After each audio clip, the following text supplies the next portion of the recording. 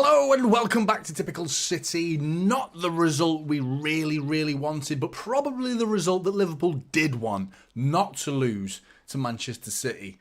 Toulouse, I said that Toulouse. They have lost to Toulouse already this season, but not to Manchester City, unfortunately. But it was a bit of a flat game. I didn't really feel the vibes coming out of that game. I think the atmosphere was a little bit lower than usual. I think the players' performances were all a little bit lower than usual. People do talk about the 12:30 kickoff time quite a bit, and maybe this is echoing their thoughts in the idea that 12:30 kickoffs usually present a lackluster, in terms of entertainment at least, a lackluster game. Which kind of proved to be the case today. I'm not convinced there's any science to back that up, that those 2.5 hours are as vital as they make out compared to 3 o'clock kickoffs. But it turned out that way to be the case again. It speaks volumes of where they are mentally and where we are mentally, the fact that we're coming away disappointed and they're celebrating. Same as Chelsea, 4-4. They walked away celebrating, loving themselves. All the rivals were patting Chelsea on the back. What a fantastic job you did against Manchester City. Well, you scored 4 goals against us and you didn't win. So I didn't think it was that good from Chelsea. Today, same again, really. I don't think Liverpool really impressed me. They didn't impress me. City are yet to really find their stride. And we're currently, as of right now, that might change after Arsenal's game at 5:30, but currently top of the league. So, you know, if we're playing below par and City, there's something not quite right at City, is the phrases that I keep hearing, and it's not, they haven't really hit the ground running yet. Well, we're top of the league, so wait till we do, you know. And I do think it speaks volumes of the two teams and where they are at mentally, and where the rivals look at City. They pretend they're on our level, but they look at us. They look up at us more often than not. It's a tough one to take because I thought we were by far the better team in that first half. That first half was a pure quality from Manchester City. We were pulling strings all over the place, and you can forget 12:30 kickoff in that first half because the energy levels were immense from City. Finding pockets and exposing Liverpool in the middle of the pitch seemed very easy. And I'll get on to what I spoke about with the watch-along. Thank you for everyone who joined me in the watch-along as well. Really good as usual. What I spoke about at half-time was how Trent's inverted hybrid role is the issue right now for Liverpool, and if they fix that, they could come away with something in this game. But it's risky because of what I'll get onto shortly. But in that first half, City were pulling strings, you know. And I think what we've seen ultimately is Alisson is not the best goalkeeper in the world. I'm sick of hearing it. I think he's incredibly overrated. Every time I watch Alisson play, he makes mistakes, big ones. He gave the ball to Phil Foden for him to go and have a shot, mate. And he got lucky that Phil Foden drilled it. Oh, didn't even drill it. He scuffed his shot almost, Foden, right down the throat of Alisson. One thing I will say about Alisson is his shot-stopping ability. That's not in question. That's not what I'm talking about when I talk about a goalkeeper. I'm talking about distribution. And it's required at these two clubs of City and Liverpool. Your distribution has to be immense. And Ederson's distribution today was so good. In that first half in particular, firing it right down the middle of Liverpool's midfield as if they weren't even there. Incredible. And then you've got Alisson who's giving Phil Foden a shot, and then if that wasn't enough, trying to boot it, he's got the ball in his hands and he boots it straight up in the end, lands straight to Nathan Ake, who turns round, beats Szoboszlai and Trent Alexander-Arnold with some sublime footwork from Nathan Ake, who kept Mo Salah relatively quiet all game. And it's what I said in my preview, he's the man for this game. Gvardiol, I don't write him off. I love Gvardiol. I think he's got an amazing future ahead of him at City, but this is the game for Nathan Ake, not Gvardiol. This is Nathan Ake's game, and I was proven right because he absolutely, I didn't say pocketed Salah, close, because Salah didn't really get a sniff the whole game. Nathan Ake went one-on-one numerous times against him, dealt with him every time, and I'm ignoring the chat. I do apologise because some of you are dropping some super chats, which is very much appreciated. And William, I completely agree with you. If City paid the ref, we need to get a refund. Absolutely, mate, considering Alisson, you know, what did Akanji do? Did he rest his hand there, just like a limp wrist, just on Alisson's arm, and apparently that causes Alisson, who's already caught the ball, so it's not like he can't catch the ball. He's not preventing him from, he's not pulling his arm down and preventing his arm from getting up to access the ball. He caught it. He caught the ball, it's in his hands. He then dropped it, and Ruben Diaz puts it into an empty net. I'm telling you right now, if that decision wasn't given on the pitch, VAR would have never got involved in it either way. They stayed out of it because they wanted to stay out of it, and they just went with the refereeing decision. The refereeing decision favoured Liverpool. Chris Kavanagh, the Man City fan, the one who's being paid by City, and the one who's all these conspiracy theories from the Scousers talking about City and their allegiances with referees. Absolute bollocks. So thank you for the super chat, William. Much appreciated, and you're absolutely right. If we did, would you a refund? Because he gifted them an opportunity there. Because that's 2-0 and more or less game over. More or less. Because we would pass it around. We'd pass them to death after that to make it 2-0. Frustrating. But Section 20, good to see you in the chat as well. Douglas, Wapang. Do you not think all the City players were not good enough? I thought they were all right. I don't think they was too bad, Wapang. I think Foden, Alvarez and Doku, I thought let us down today a little bit. I thought their output, their quality wasn't there today. And I'm going to get on to now, sorry, just a quick super chat before I do. Sir Alan, Pep Mancini, appreciate the $8, mate, really do. That's very good of you. Sloppy as hell. Our midfield is poor. I'm not sure I agree with the midfield is poor, but I thought there was moments that we were definitely sloppy. I agree with the sloppy in moments with Alvarez didn't have his greatest game. I thought Alvarez was really below his standards, and it's starting to look like, when's Kevin De Bruyne back? You know what I mean? And I mean, imagine that. I was saying it in the watch long. Imagine the equivalent of Kevin De Bruyne and his importance to Manchester City. We're not allowed that as an excuse. Rival fans don't allow us. It's forbidden to say, well, we're missing Kevin De Bruyne. Oh, but you've got all the money in the world. You can buy who you want. You've got the biggest squad in the world. Like, no, we haven't got the biggest squad in the world. Did you see our bench today? We had one attacking player on that bench. We had 2 goalkeepers on the bench. We had Oscar Bob was our only attacking threat. The rest was Gvardiol, Sergio Gomez, Rico Lewis, Oscar Bob and Calvin Phillips and Carson and Ortega. You know? Who's going to get us goals on that? Oscar Bob, that's it. Who's going to get us goals? You know, don't talk about bollocks in the size of our squad. And, you know, missing Kevin De Bruyne is something that every single football club in the world would miss. You know, but we're not allowed that. It's like if Arsenal lost Odegaard, we'd never hear the end of it. We'd never hear the end of it. If Liverpool lost Mo Salah, we'd never hear the end of it. And now all we hear about Spurs, they're missing Maddison, aren't they? Maddison's out. That's a big loss. They talk about Maddison. That's what we all hear. I don't even hear a word about Kevin De Bruyne, and we're missing him. And Alvarez today, I think he's been brilliant this season. Alvarez today, no. Really off his game. I thought everything he did was just below his usual standards. And he's entitled to an off day. He's entitled to that because he's been good this season. He has been really good. Arguably the first 6, 7, 8 games of the season, player of the season. You know, the amount of goals he was getting and his contribution, his G&A was through the roof. Last 3 or 4 games, though, he's really started to decline and needs to find his form again. Maybe rest him. Maybe try someone else in that role. Maybe Grealish if he comes back. Maybe pop Grealish in there. Give him a go in the middle. Something like that might spark some life into this City midfield to create chances as well. We weren't creating too many chances in that second half. But going into what I was saying at half-time about Trent Alexander-Arnold, because he's the one that flipped the game. I know he scored the goal. Forget the fact that he scored the goal. Even though his goal came as a byproduct of everything that I'm about to talk about. But it was the fact that he started... I think he was intended to be inverted in that first half. I just don't think City gave him an opportunity because his role is to drop back in. City fans are familiar with it. The inverted hybrid fullback's got to go into defensive midfield with the ball, into fullback without the ball. They didn't have much of the ball, Liverpool, in that first half. So either because of that or under instructions from Klopp was you stay as a typical right back. And he did that.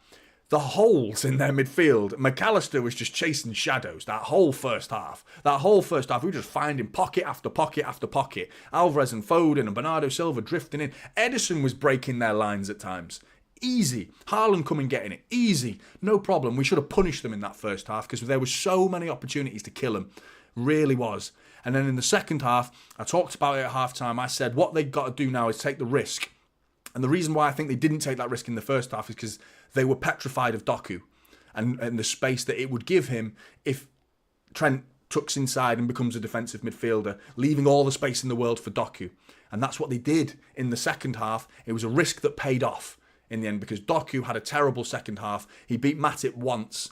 Other than that, there's not much for me to talk about for Doku. Everything he did didn't come off. Similar to Alvarez, his second half was really sloppy. Times where I thought he could beat his man, he didn't. Times where I thought he could lay it off simply, he didn't. Times I thought he could shoot, and he didn't. And normally he doesn't seem shy to take a shot, Doku, but today there was a couple of opportunities where he cut onto his right foot and you think, hit it, and he didn't. So frustrating day for Doku, frustrating day for Alvarez. And Foden was probably third on that list as someone who probably didn't have the game of his life in terms of the standards that he normally sets for himself. But Alexander-Arnold, found himself in the middle of the park to score that goal as well. You know, he wouldn't have been there had he been playing a traditional right-back role. The fact that he was playing in midfield, the pockets weren't there for City in the second half. It became much more of a 50-50 game in the second half. Not quite end-to-end. Maybe the 12:30 and the international break was a part of that as well, but it was a disappointing second half considering. But I keep going back to it. The Alisson drop for Ruben Diaz, it's not a foul. It's not a foul. You'll see him given again. They will get given again. This needs addressing now. This is one area of the game that's pissed most football fans off for years. They are a protected species, goalkeepers. And if I'm a City fan and I see Ederson catch the ball and then drop it, I'm saying, what, you got away with that, Ederson? Thank God the referee's given a free kick. Thank you, referee. I'll take that, put it in my pocket, and walk away happy because the referee's gifted us one there. Liverpool have been gifted one today. Absolutely been gifted one. So that would have been 2-0. Pretty much game over. Now we're looking at the Brentford game and Arsenal game, and that's a perfect result, isn't it, for Arsenal? Perfect. But let's have a look at the chat. Forget the ref. We had enough to win the game, says AK. Good to see so many of you in the chat as well. Wondering Woods, reasonable to be flat coming off an international break? Yeah. Bahai Alvarez is confused. I don't think he's confused. I just think he had a bad day, mate. I don't think he had a bad day.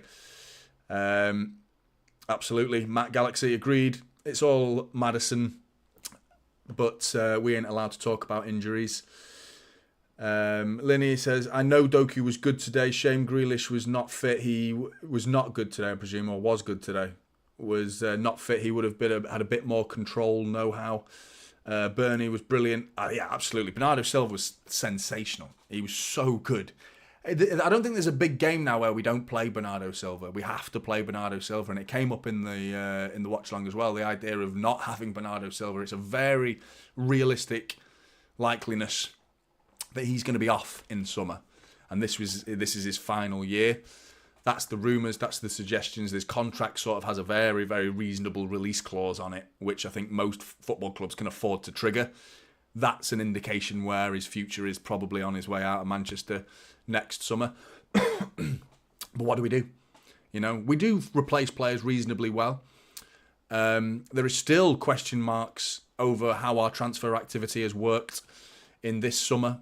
Looking at it on paper right now, it's not exactly glistening with, you know, I haven't got much ammunition to use to say we did good transfer business because Kovacic hasn't played, he's injured at the minute with a thigh injury. Nunes is injured as well, which the Portuguese squad claimed it to be clinically unfit was the words they used to describe Nunes. I don't know what that means. I hope that's not like he's too fat or he's like been eating too many donuts. That's the type of shit. I don't want to hear that. That's not obviously, it doesn't seem the type, to be honest.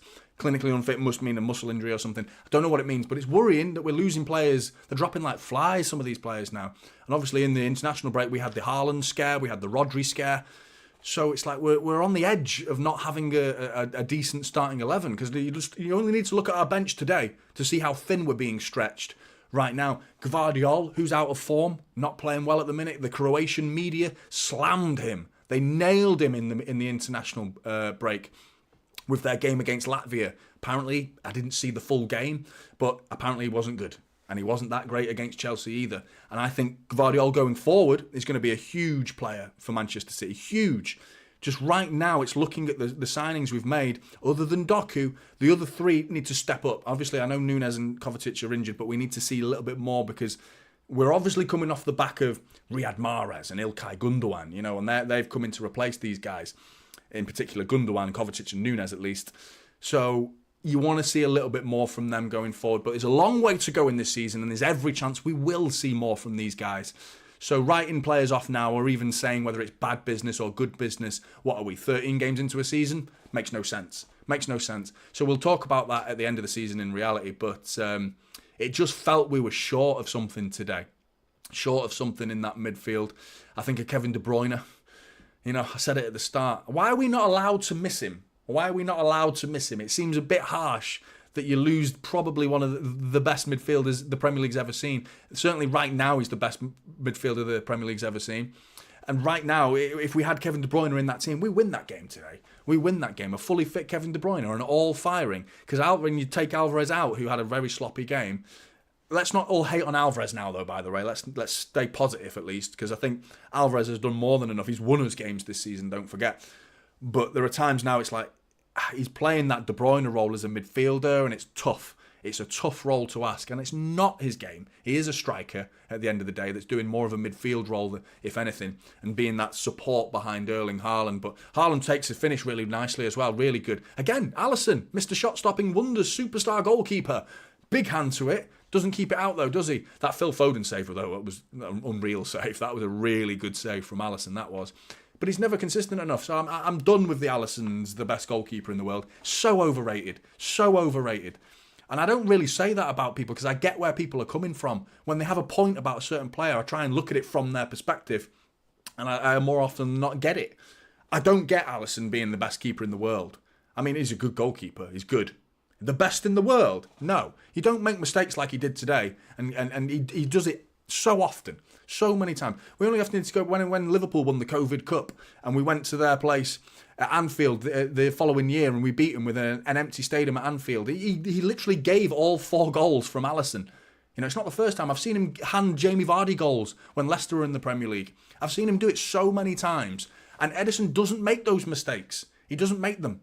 You know, and he might not be as good a shot stopper as Alisson, but he doesn't make mistakes, Ederson. He doesn't make, not as bad as those today. So no way. But tough result to take. I think what City fans do need to be mindful of is that they're celebrating this, and that's a real indication of where we are. They're really buzzing right now, Liverpool, to come away with a point, considering their results at the Etihad recently. You have to factor that in, but now it's 2 draws against, I mean, Chelsea aren't really our title rivals, are they? But they're on the way back, Chelsea at least, to becoming maybe next season as a proper title challenger. Liverpool definitely are. Arsenal have beaten us already. So we're going toe-to-toe with our rivals right now, and we're not coming out on top enough. That's the issue. And 2 of them have been away. Today we draw at home. We've got to go. We've got Arsenal to come to our place. We've got Chelsea to come to our place. We've got United to come to our place. But we've got to go to Anfield. And that's going to be a massive, massive game. Really hostile game, as it always is at that shithole. So, yeah, not looking forward to that. Not looking forward to that, in all honesty. But, yeah, there's 120 in the building, 32 likes. If you could pop a like on the stream, it'd be really, really appreciated if you do. Ake is officially our first choice left-back, Mankiw says. Ake was immense. Seems to be the general contention. Akanji is proper, says Mankiw again. I agree. Ederson had a hell of a game, says Wondering Woods. Alisson is legit at shot stopping. He absolutely is, mate. He is. But, I mean, there's more to a goalkeeper than that, though, isn't there? There is way more to a goalkeeper. We are good enough with no KDB, but wouldn't we be better with him? Wouldn't you rather have him in games like this? You know, he'll win us the game. He'll win us the game. But yeah, no, it's a tough one to take. Still top of the league. Let's go and watch Brentford beat Arsenal. That'll be enjoyable. And then Villa going to Spurs, who haven't got Maddison, by the way. If anyone didn't know, they haven't got Maddison. They haven't got Maddison. Just in case you didn't know, no Maddison for Spurs. No Maddison. That's the headline, no Maddison. Not no Kevin De Bruyne, no Maddison. Because with them, they'd win the league. Apparently. You know what I mean? Fucking hell. Anyway, Blues, thanks very much for joining me in this stream once again. And those that joined me in the watch-along, that was a good watch-along. As always, it is. Please drop a like on the stream on your way out. It'll be hugely appreciated. Don't feel too bad about this one today. I don't think this is one to feel gloomy about. I think this is a bit more frustration. And we saw glimpses of City in the first half. Enjoy that. Think about that. And we're going to let that fester in the rivals' minds that we can dominate against Liverpool like we did in that first half. And let's stretch this into 90 minutes of domination going forward into the second half of the season. And we'll win trophies again. We'll win trophies again. Come on, Blues. Anyway, drop a like on the stream, it would be hugely appreciated, and I will see you in the next one.